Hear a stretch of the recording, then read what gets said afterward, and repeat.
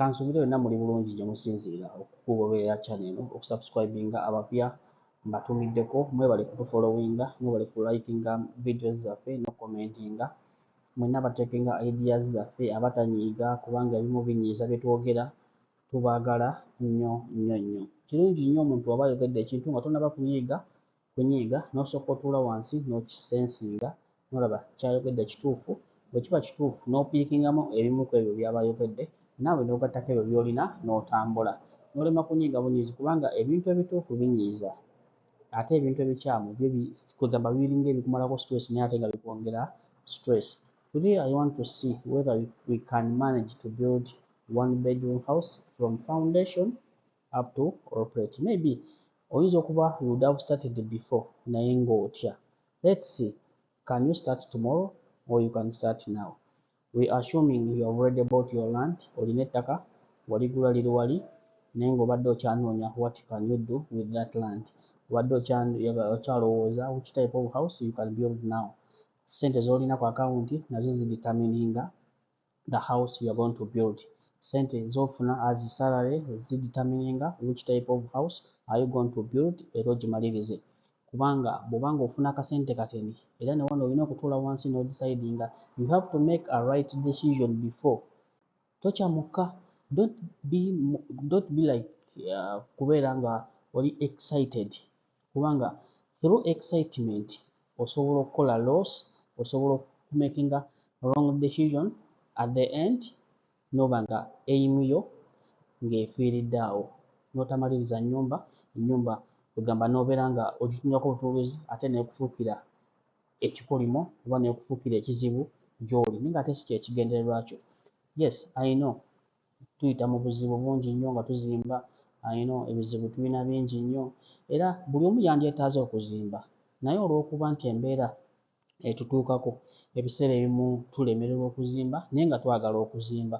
Nze kyemmanyi, someone ava e Uganda n'agamba let me go ku kyeyo gy'agenda yonna gy'agenda. A reason why ova e Uganda n'ogamba nti k'ogende yonna gy'ogenze, you can build a house. Bwe biba bigaanye tonyiiga nnyo, tewennyamira nnyo, maybe tomorrow ojja kuzimba bwe biba bikyagaanye.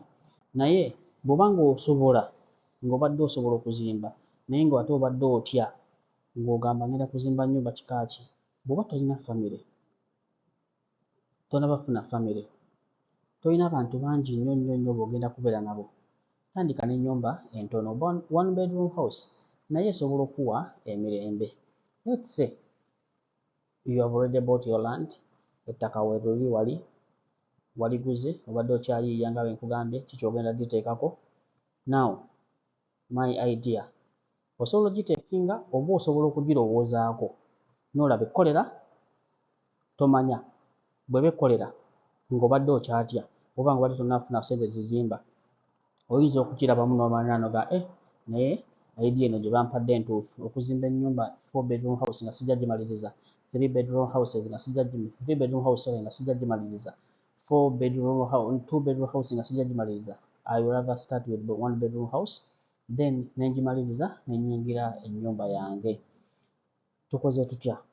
We need bino bye ngenda okugamba bisobola okubeera a little bit less or high kubanga kidetermininga even location efaanana etya, ettaka lifaanana litya, price y'ebintu awo site babitunda ssente mmeka, size ya room gy'ogenda okuzimba n'ebigenda okugenderako eddiiro, kitchen bigenda kuba bifaanana bitya, okitegeera.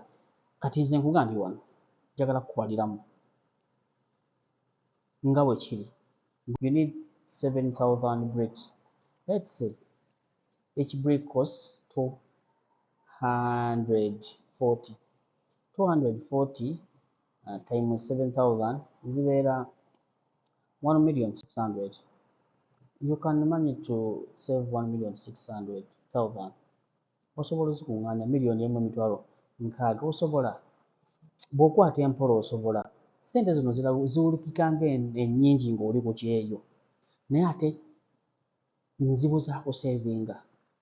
It's not easy to save 1,600,000.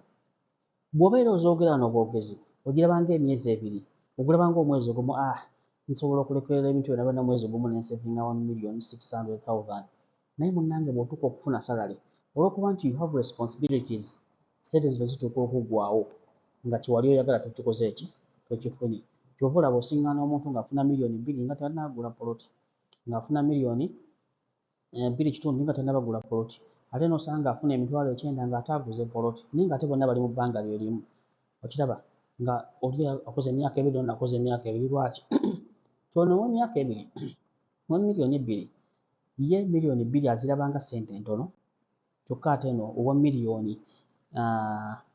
8 ow'emitwalo 8 ye 8 ekyo atuula wansi n'amanya kino 8 sina chance ndala lwengenda kujjaka mu kitundu kyenina opulaningira kati wa million 2 ye alowooza nti ajja kukola bino by'ayagala kati million 2 ye bw'alaba million 1 like okusevinga million 1.6 agula bricks agamba nja kusevinga lumu ngende ngula ennyumba ye alowooza nti million 2 ziba ssente nnyingi naye kati tezibeera nnyingi okay nkugambye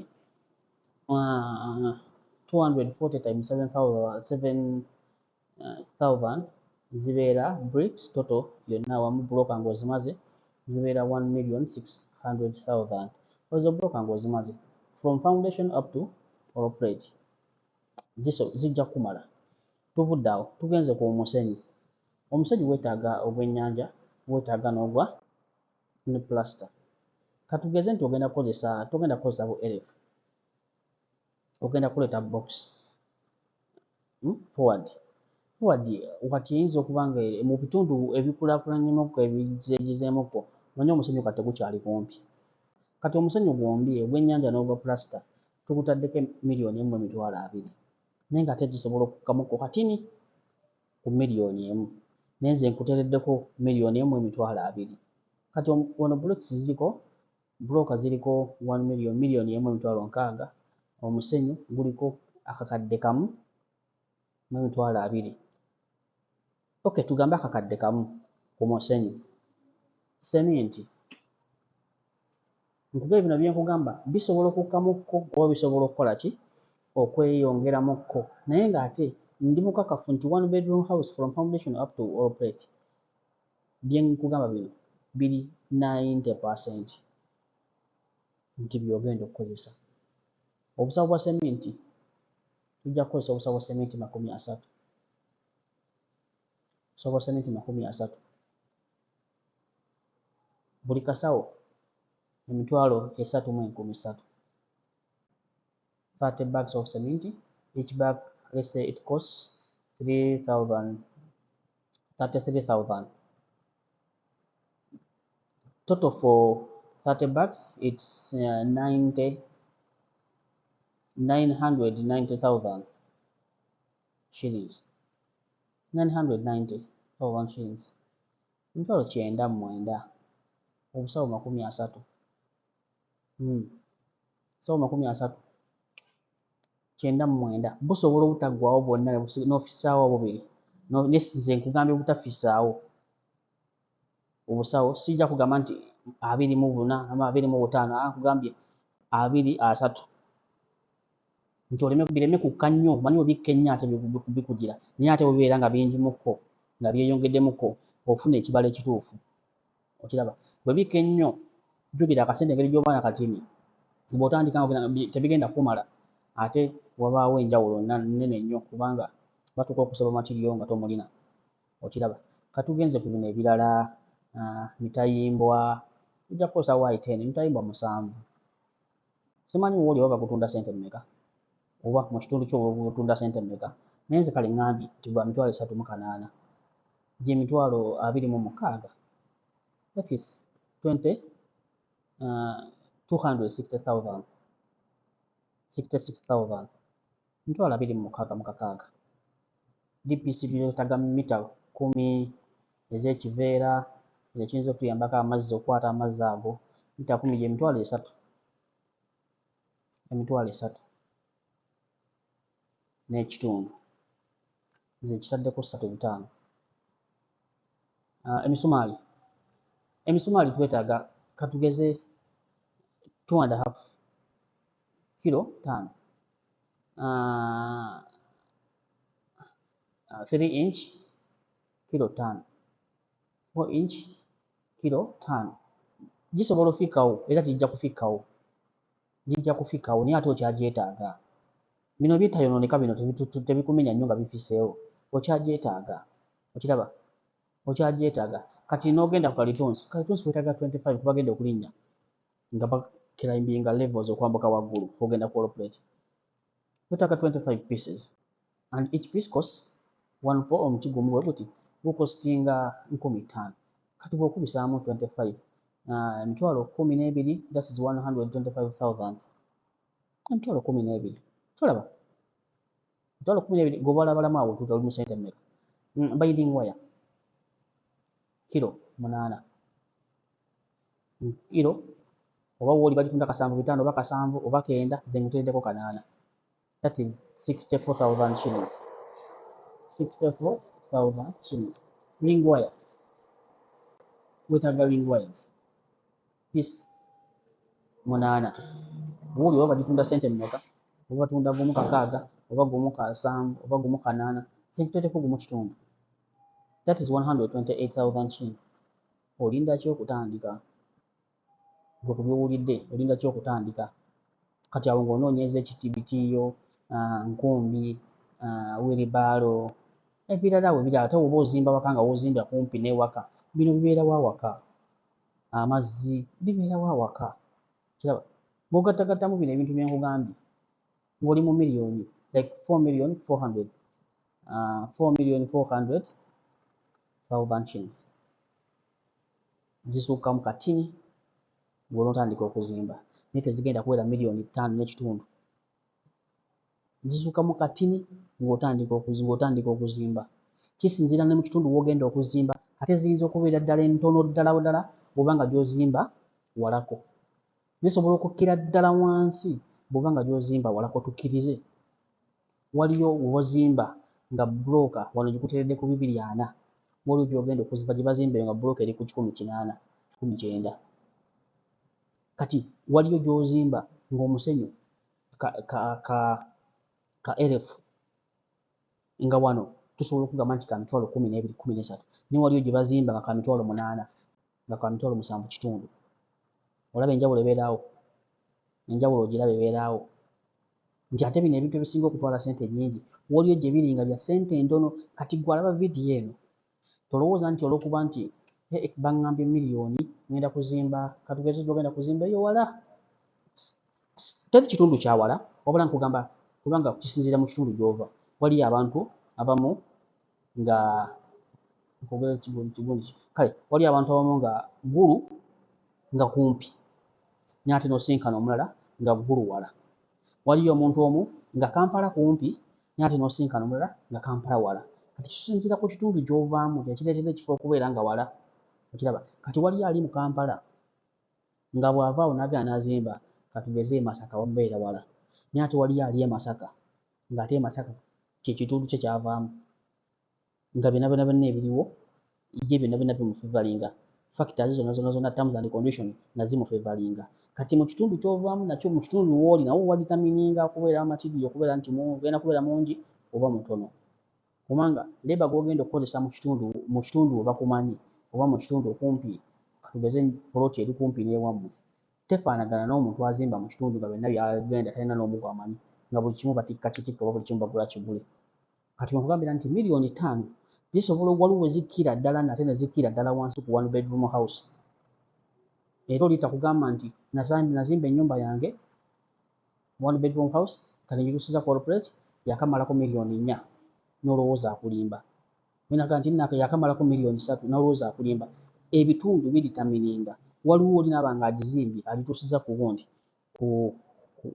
ku wallplate nga emumazeeko miliyoni 5 nga tekuli deba, nga mu kitundu wazimba buli kimu abantu abagendayo okuzimba bamukyajinga ssente. Matiriyo, ebintu ebisigaddewo abazimbi alina obbasasula we bagenda okusula. Ebintu byonna alina okubigula. Kugamba nga buli kimu ekyetaagisa okubeera ku sayiti awo talina na kimu kyagenda kufuna kya bwereere, wabula buli kimu alina okukiteekamu ssente. Kati wano ono azimba bw'ati ate ebyo byawukanamukko naawe agenda okuzimba ng'enkumbi ogenda kuzijja waka, ekitiyo ogenda kukijja waka, abaana bagenda okima amazzi bagenda kubeera bawaka, abazimbi oluusi olinako bye bagenda okuyamba ku muzimbi nga nabo bawaka, oluusi n'omuntu agenda okuzimbirako ng'akumanyi nga naye wa ku kitundu okwo nnyini akumanyi, byawukana. Kati wano ekireetera bino byonna nti abantu abamu tulemerwa okuzimba, kutya kutandika. Oyinza okuba nga omutima ogwagala okuzimba ogulina naye ng'otya okutandika. Kati oba olinawo miliyoni 5 teweewanika nnyo kuzimba 4-bedroom house ate egenda kulemerera. So ng'ate ssente ze wandibadde okwata okuzimba 4-bedroom house ogitwala ogituuse ku corporate, eyazimba 1-bedroom house ng'anoonya wa kusula kutandikira aba ali mu kufinishinga, gwe ng'oli mu kutwala nnyumba kulwanagana nayo kugituusa ku corporate. Bye mazima. Sikugaana era sikuli wano kulemesa nti tozimba ky'oyagala, naye ate ndi wano kuwabula kubanga wano tetuli okuwa amagezi abagatwala, kimanyi abagasinga bagatwala era galina okuwabula kwaffe. We have a lot of people we have gained from our advices because baali nga ku kyeyo maybe nga balowooza they cannot build houses, maybe they can't buy plots. Naye after watching our videos now batandise okukakkana. Omanyi ku kyeyo olina kusooka kukakkana n'omala n'okola ky'oyagala okukola.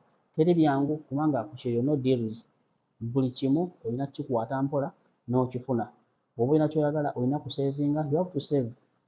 That's the only way and that's the only way you can get what you want as long as ng'oli ku kyeyo. Bw'okoleramu ensobi n'oyagala obubbi bagenda kuripootinga bakuzzeeka. Ate nga si kirungi. Kukubiriza. Gw'alina obusobozi obuzimba, if you can build 3-bedroom house, it's okay, you can build. If you can build 2-bedroom house, it's okay, you can build. But if you cannot build 2 or 3 or 4, tobeereraawo. Build 1-bedroom house. Eyo nayo ennyumba, that's also your house. You will own a house as long as otandise okuzimba ojja kugimaliriza. Olaba, even if someone build 1 single room, that's his house. His house.